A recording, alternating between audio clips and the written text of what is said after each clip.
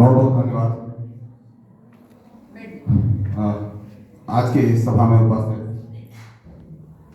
निदेशिका doctor Mithila Prakash ji, principal doctor Poonam Verma जी, निदेशक doctor Y Das ji और सहायक निदेशक अवधेश कुमार नारायण जी, सभी शिक्षक वृंद और सभागार में उपस्थित सभी पुराने और नए छात्रगण, शिक्षक भी हैं, आप छात्र भी हैं, शिक्षक बनने जा रहे हैं और शिक्षक, इसलिए इसको ट्रेनिंग कॉलेज कहा जाता है। ये हम लोग नॉर्मल कॉलेज नहीं है, हम लोग ट्रेनिंग कॉलेज है। तो सबसे पहले तो मैं उन सभी छात्रों का स्वागत करता हूं बिहार विद्यापीठ परिसर में, जो पहली बार हमारे परिसर में योगदान दे रहे हैं, इस कॉलेज में योगदान दे रहे हैं और हमारे परिवार के एक नए अंग बन रहे हैं। उन सबों का तहे दिल से अपने बिहार विद्यापीठ परिवार की ओर से और अपनी ओर से स्वागत करता हूं और मैं आशा करता हूं कि आपका जो यह अध्याय शुरू हो रहा है, यह आपके जीवन का स्वर्णिम अध्याय हो, क्योंकि ये अभी तक आप लोगों ने सबने, कितने लोग ग्रेजुएट हैं इसमें और कितने लोग पोस्ट ग्रेजुएट हैं? कितने लोग पोस्ट ग्रेजुएट हैं? पोस्ट ग्रेजुएट एक ही है बस, बाकी सब लोग ग्रेजुएट हैं। अच्छा, डीएलएड है, जबकि सॉरी ये तो डीएलएड है, इसलिए इसमें ज़्यादा लोग ये होंगे, ठीक है। लेकिन पोस्ट ग्रेजुएट भी एक है आपके बीच में। कितने लोग साइंस के हैं और कितने लोग ह्यूमैनिटीज के? कॉमर्स भी अच्छी संख्या में, ह्यूमैनिटीज कम है, कोई बात नहीं। मतलब ये पहली बात तो डीएलएड में यह भ्रांति हटा देने की जरूरत है कि हम लोग किस सब्जेक्ट के हैं। जब आप लोअर क्लासेस में रहते हैं उस समय में सभी को एक साथ समझना चाहिए, सभी सब्जेक्ट आपको पढ़ाने की दक्षता होनी चाहिए। कितने लोग इसमें एक्स्ट्रा करिकुलर एक्टिविटीज में इंटरेस्ट लेते हैं? मतलब नृत्य कितने लोग कर सकते हैं? दो ही आदमी नृत्य करने ऑप्ट कर रहा है तो गड़बड़ है थोड़ा सा। वैसे लोग, सभी लोग, मैं तो देखता हूँ जब यहाँ पर स्टेज आएगा तब तो सभी लोग खड़े हो जाएंगे, सब लोग खड़ा हो जाएंगे। गीत कितने लोग गाते हैं? आप लोग गीत नहीं गाते हैं, नृत्य नहीं करते हैं, कहते नहीं हैं, गीत गाती हो, वेरी गुड वेरी गुड। कम से कम 2 आदमी तो इसके लिए भी है। ये खेल में कितने लोग अभिरुचि लेते हैं? Very good. खेल तो देख रहे हैं, मिताली जी की टीम अच्छी है, आपको बहुत अच्छी एक टीचर है आपके साथ जो आपको खेल के इसमें ले जाएंगी। पूछ रहा हूँ कि आप दुनिया के कुछ देश में जाइएगा तो जब तक ये सब काम नहीं कीजिएगा जो मैं बता रहा हूँ, तब तक आपको डीएलएड में एंट्री नहीं देगा। आपको डांस भी करना है, आपको गीत भी गाना है, आपको खेल भी करना है, आपको ऑलराउंडर होना होगा, तभी आपको वहां एंट्री मिलेगी टीचर के रूप में। क्योंकि टीचर एक ऐसा, विद्यापीठ का इतिहास आपको मैं बता दूं। बिहार विद्यापीठ की स्थापना हुई थी 1921 ईस्वी में। ये आपको अगर कभी कॉम्पिटिटिव एग्जाम में जाइएगा तो ये सवाल भी पूछेगा कि बिहार विद्यापीठ की स्थापना कब हुई थी। 3 विद्यापीठों की स्थापना हुई थी, गुजरात विद्यापीठ, बिहार विद्यापीठ और काशी विद्यापीठ। ये तीनों उस समय बनाया गया था जबकि चंपारण सत्याग्रह आंदोलन के बाद लोगों ने यह महसूस किया कि हम लोगों को तब तक स्वाधीनता नहीं मिल सकती जब तक कि हम अपनी शिक्षा व्यवस्था स्थापित नहीं कर देते हैं। हम लोग विदेशी शिक्षा का बहिष्कार करें और स्वदेशी शिक्षा को अपनाएं। लेकिन प्रश्न ये था कि ये जो कॉल दिया गया तो उस समय में सभी बच्चे छोड़कर के बाहर आ गए, बड़ी संख्या में बच्चे बाहर आ गए। सभी इंजीनियरिंग कॉलेज छोड़ दिया, जो लोग कॉलेज जनरल कॉलेज में पढ़ा था उन्होंने भी छोड़ दिया। तो अब हुआ कि अब जाएंगे कहाँ जाएंगे? तब हुआ कि हम लोग स्वदेशी शिक्षा के लिए एक सेंटर बनाए। उसी में बिहार विद्यापीठ का जन्म हुआ। बिहार विद्यापीठ जो तीनों बना वो इसीलिए बना था। वो लोग 1920 में उनका उद्घाटन कर दिया गया पहले, जबकि कॉलेज दोनों साथ ही खुला था। यह भी साथ ही खुला था। हम लोग 21 में 6 फरवरी को गांधी जी ने इसका उद्घाटन किया था और राजेंद्र प्रसाद ने इसमें पूरा अपना, समझिए, वो उन्होंने ही अपना जीवन दान दिया इसके लिए, जिसके लिए वो काम करते रहे। और यहीं से वो 1946 में बन करके गए थे दिल्ली। पहले क्या बने थे लोग? राष्ट्रपति तो बाद में बने थे। 46 में गए थे। 46 में नारायण बाबू क्या बनने गए थे? जीके का क्वेश्चन ये भी है। कृषि मंत्री। वो पहले फूड और एग्रीकल्चर मिनिस्टर बने थे। भारत का जो इंटरिम गवर्नमेंट बना था 1946 में, किसके कौन प्रधानमंत्री थे उसके? तुम सब क्या कर रहे हो? जवाहरलाल नेहरू की प्रधानमंत्री बने थे, और जवाहरलाल नेहरू जो प्रधानमंत्री बने थे तो उनकी जो टीम थी उसमें महत्वपूर्ण जो लीडर्स थे उनके साथ, उसमें फूड एग्रीकल्चर मिनिस्टर उसमें बहुत इंपॉर्टेंट हुआ करता था, क्योंकि तुरंत हम लोग एक फेमिन से निकले थे।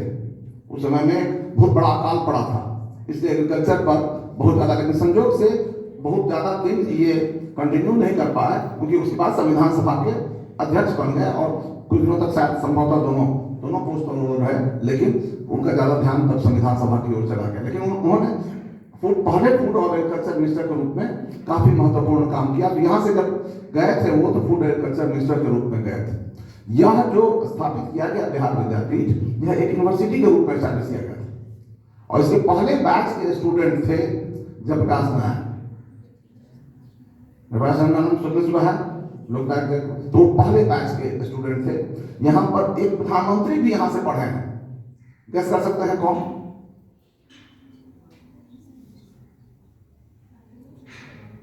ये भारत के प्रधानमंत्री नहीं थे, ये नेपाल के प्रधानमंत्री थे, मातृका प्रसाद कोइराला। वो यही के स्टूडेंट थे। 1928 से 19 में उन्होंने ग्रेजुएशन यहाँ से किया था।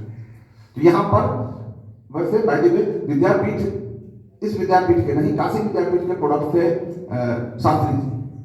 शास्त्री जी ने संभवतः काशी विद्यापीठ से पढ़ाई की थी, वो भी किसी पहले काश पाठशाला से पढ़े, बाद में वहाँ पढ़े। तो ये बात समझने की जरूरत है।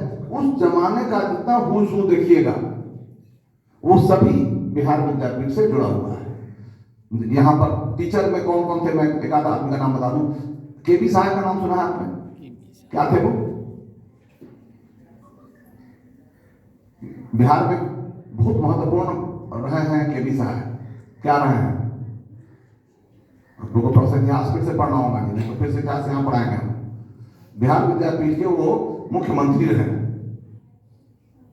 और मुख्यमंत्री भी रहे हैं, और उनकी सबसे बड़ी योग्यता थी कि वो रेवेन्यू मिनिस्टर थे यहाँ के, और रेवेन्यू मिनिस्टर थे, और जिन्होंने जमींदारी उन्मूलन का काम किया था। पूरे भारत में पहली बार जमींदारी उन्मूलन का काम हुआ था, वो केबी साहब ने करवाया था, ये 50s में, और 60s में आकर के वो ये बन गए। जब विनोदानंद झा के बाद वो मुख्यमंत्री बने, वो यहाँ के टीचर थे केबी साहब। तो और भी लोग यहाँ पर जो जब राजेंद्र बाबू, जब इसका फॉर्मली जो बिहार विद्यापीठ का रजिस्ट्रेशन हुआ वो 1928 ईस्वी में हुआ, उसमें अध्यक्ष बने ये राजेंद्र प्रसाद, और उसके सचिव बने थे बद्रीनाथ वर्मा। और बद्रीनाथ वर्मा पहले बिहार के पहले शिक्षा मंत्री भी बने। पहले शिक्षा मंत्री का नाम कभी कभी पूछेगा आपको जीके में। यहाँ का अगर इतिहास जान लीजिएगा तो आपको एक आध दो जीके क्वेश्चन जरूर निकाल लीजिएगा सब जगह। इसलिए यहाँ का इतिहास सब लोग ध्यान से पढ़ लीजिए। मैं समझता हूँ इतिहास आपको कुछ इतिहास सर्कुलेट किया जाएगा, नहीं होगा तो और किताबें आप देख लीजिए। पहले बिहार विद्यापीठ के पहले चांसलर कौन थे? अभी 4 आदमी का नाम बताया था मैडम ने। मौलाना मजहरूल हक। उन्होंने सदाकत आश्रम की स्थापना की थी। ये जो सदाकत आश्रम जो है, ये पूछेगा अगर सदाकत आश्रम किसने स्थापना की तो वो मौलाना मजहरूल हक ने, राजेंद्र बाबू ने नहीं। राजेंद्र बाबू ने पहले नेशनल कॉलेज एक बनाया था यहाँ पर, कौन सा था नाम? कन्नूलाल साहब।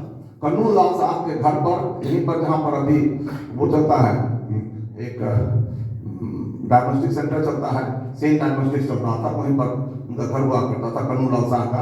तो कन्नूलाल साहब के घर में पहले एक कॉलेज चला, नेशनल महाविद्यालय करके, जो राजेंद्र बाबू ने स्टैब्लिश किया था 1920 ईस्वी में। 3-4 महीने पहले जब हम लोग का उद्घाटन हुआ तब, और जब यहाँ शिफ्ट हुआ तब तक इधर यहाँ पर सदाकत आश्रम स्थापित किया गया था मौलाना मजहरूल हक के द्वारा। तो दोनों को मर्ज कर दिया गया, उसको लाया गया यहीं पर सदाकत आश्रम में और इसका नाम हो गया बिहार विद्यापीठ। नेशनल कॉलेज भी यहाँ चलता था और मैट्रिक की भी पढ़ाई होती थी। और इसके साथ पूरे बिहार में इसके सेंटर्स खुले थे और करीब 21,000 बच्चे यहाँ पढ़ते थे। आपको याद जान के आश्चर्य होगा, उस जमाने में इसके पीक पीरियड में 21,000 बच्चे तक पहुंच गया था। तब फिर ये बंद क्यों हो गया? बंद इसलिए हो गया क्योंकि यह मूलतः एक स्वतंत्रता संग्राम का रूप ले लिया, स्थल बन गया। पूरा ये जो यहाँ संस्था थी, वो संस्था इसका केंद्र हो गया, पूरे भारत का केंद्र था ये। तो एक मेजर सेंटर जो अगर भारत में खोजिएगा कि कहाँ से स्वतंत्रता संग्राम का, तो वह केंद्र बिहार विद्यापीठ हुआ करता था।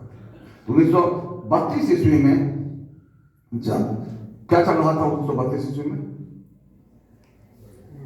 सविनय अवज्ञा आंदोलन सुना होगा, सुना है सब लोग? जी sir. Civil disobedience movement. Civil disobedience movement 30 में शुरू हुआ था। 30 में शुरू हुआ था, 32 में चल रहा था। 32 में जिस समय में चल रहा था, उसी समय में ये जो झंडा देख रहे हैं, जो यहाँ बाहर जाइएगा, बाहर तो एक झंडा का पोस्ट दिखेगा। इसी पोस्ट पर मुझे लगता है 3 या 4 जनवरी 32 को वो सिविल डिसोबीडियंस मूवमेंट के पार्ट के रूप में ही यहाँ पर उस झंडे को फाड़ दिया गया। जो हम लोग का झंडा था उसको फाड़ दिया लोगों ने और ब्रिटिश झंडा लगा दिया और पूरे यहाँ के सभी बच्चों को उस समय हटा दिया गया और राजेंद्र बाबू को और जो जितने टीचर्स वगैरह थे सबको गिरफ्तार कर लिया गया कैंपस। इसी कैंपस से गिरफ्तार हो। राजेंद्र बाबू अपने आत्मकथा में लिखते हैं कि हम देखते रहे, हमारे सामने में ही झंडा इन्होंने फाड़ दिया और हम लोग कुछ नहीं कर पाए। उसकी तबीयत भी खराब थी, तो हम लोग कुछ कर नहीं पाए। इस झंडे को लगाने के लिए करीब साल भर तक यहां पर आंदोलन चला।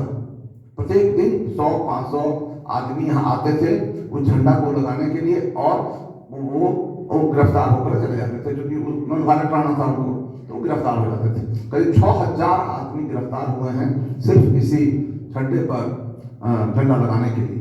तो ये झंडा स्थली बहुत महत्वपूर्ण रहा यहाँ के इतिहास में और 3 साल तक ये बंद रहा।